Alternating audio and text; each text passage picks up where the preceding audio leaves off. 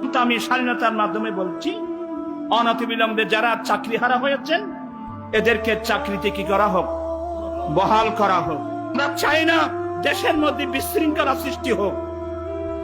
দেমাগের মধ্যে এমন আঘাত করলো, এতগুলো শিক্ষিত ছেলে একসাথে চাকরি হারাবে, এটা তো কল্পনার বাইরে। কেন কাজগুলো করে দেশের মধ্যে, রাষ্ট্রের মধ্যে অশান্তি সৃষ্টি করা হচ্ছে? এ কথাকে, এই অন্যায় কি কেউ মেনে নেবে? এটা কি কেউ মেনে নেবে?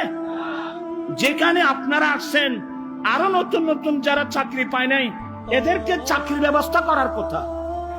এটা না করে আপনারা যারা চাকরি দিয়েছেন ওদেরকে তাড়িয়ে দিচ্ছেন। ইসলামী ব্যাংকের যে সমস্ত অফিসার বা কর্মচারীদেরকে চাকরিচ্যুত করা হয়েছে এদেরকে আবার পুনরায় বহাল করা হোক। আমরা চাই না দেশের মধ্যে বিশৃঙ্খলা সৃষ্টি হোক। আর এই কাজগুলো কারা করলো?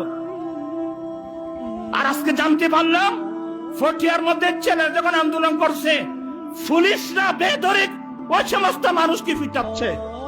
আমি পুলিশদেরকে বলছি, কি আপনারা কি কারো এজেন্ডা বাস্তবায়ন করার জন্য আসছেন? আমি প্রশাসনকে বলবো, আপনারা নিরপেক্ষভাবে কাজ করবেন, কারো পক্ষপাতিত্ব করার দরকার নাই। আপনার নিরপেক্ষভাবে কাজ করবেন, নতুবা মনে রাখবেন সবাইকে একদিন মৃত্যুর স্বাদ গ্রহণ করতে হবে।